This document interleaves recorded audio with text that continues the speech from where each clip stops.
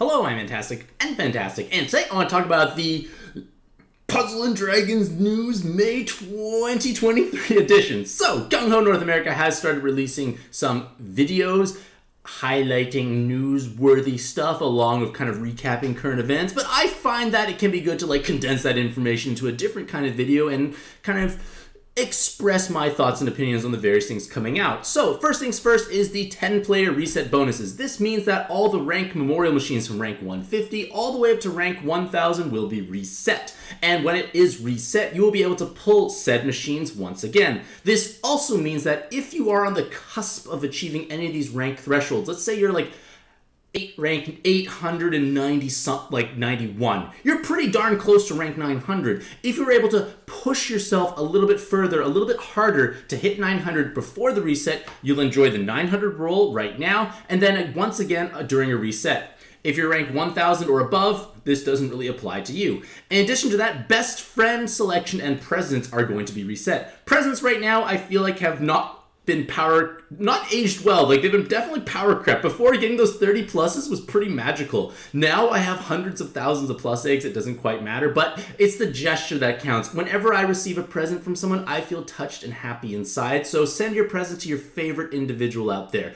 In addition to that, like I said, best friend tokens are being reset. So the best friend system is still an efficient system, so to speak. It doesn't really get power crept in a sense, because the idea is when you select someone as a best friend, it's a non-consensual friendship actually. As long as you're friends in pad, you can make anyone their best friend without them saying, I want to be your best friend. And the idea of having a best friend is both you and the best friend themselves are going to enjoy having access to not one, not two, but 3 of your leaders. So leaders in your Team 1 slot, your Team 2 slot, that's only best friends, and then whatever your active team currently is. So best friends can see 3 different leaders for 24 hours at a time, and this 24 hours refreshes whenever that person logs in again. So if you find yourself kind of annoyed that the person you really want to take into dungeons is not your best friend, they're not always up and available, they disappear after you take them once and fail 10 seconds later, best friending can be a great workaround for yourself. So it's always nice to have those resets.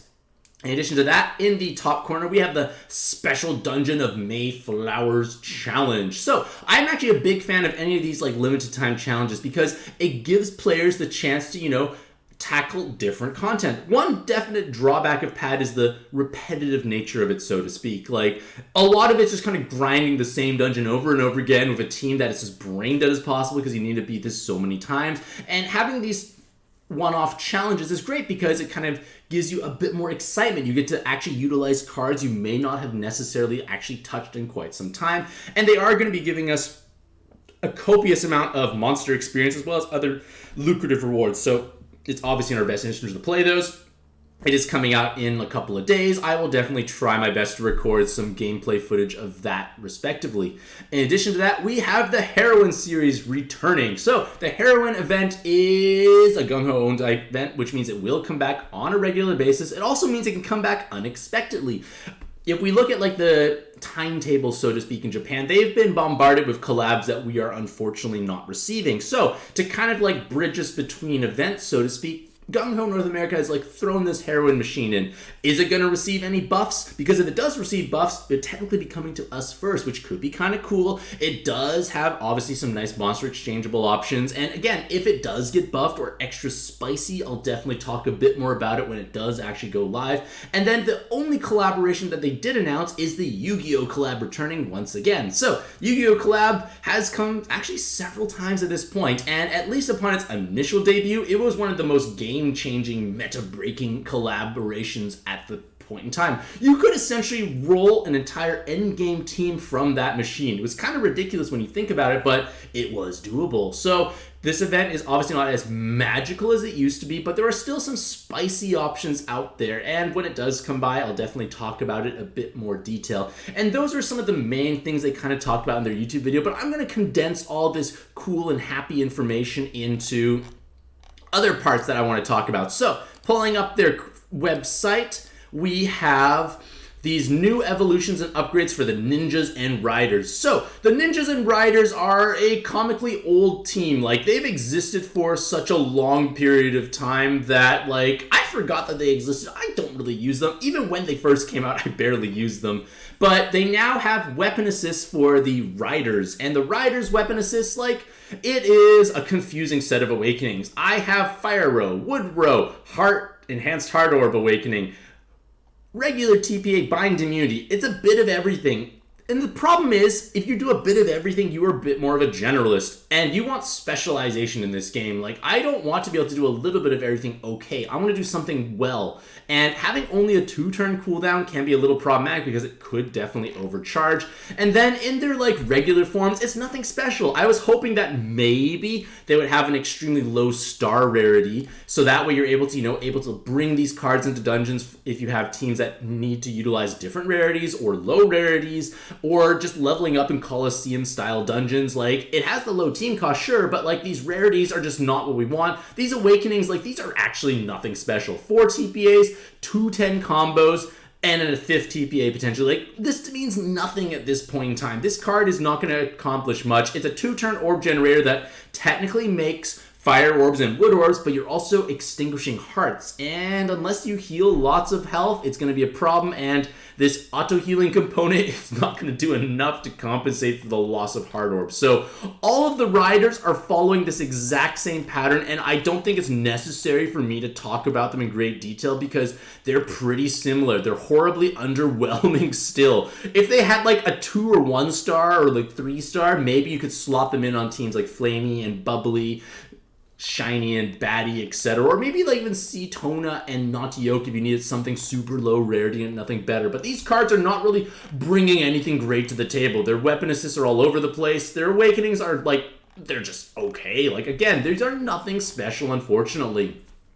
When we come to the ninjas themselves, the ninjas now have double brick, and it seems to be like kind of a trend for many of them. But the thing is, you're not really going to want to utilize them in these double brick forms unless those killers are actually going to make a difference. But then again, like, it's hard to say. Like, you probably need a system. And like, yes, it is a 2-turn active skill that does unlock the board, changes light and hazards to fire, which is, I guess, kind of cool, but it's not making enough orbs to guarantee that brick activation, so that's a little awkward. And all these ninjas kind of come in this same archetype in their various colors. So it's like, yes, maybe if you need these blob brick teams and you want a 2 cooldown card who could unlock the board and inherit something over top, maybe you can make that argument.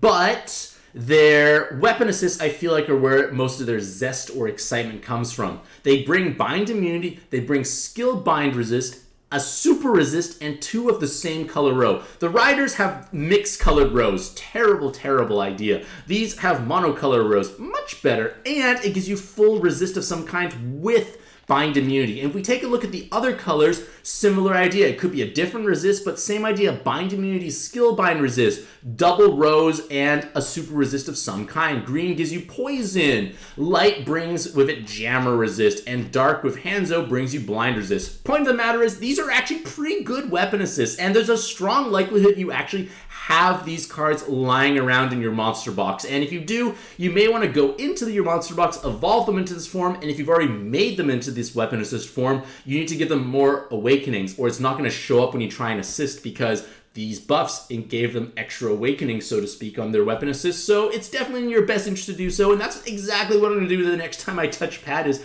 awaken all these cards. And then I guess to celebrate the buffs of these cards, there's going to be a special rare machine that costs 5 magic stones.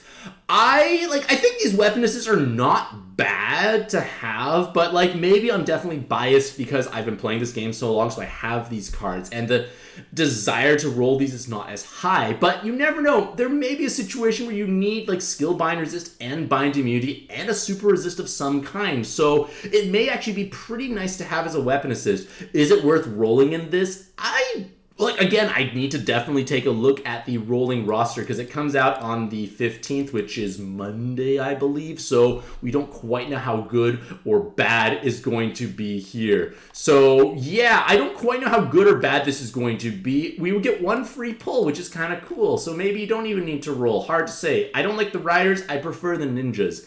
And then the last thing that they talked about is 11 times rank experience in select arenas.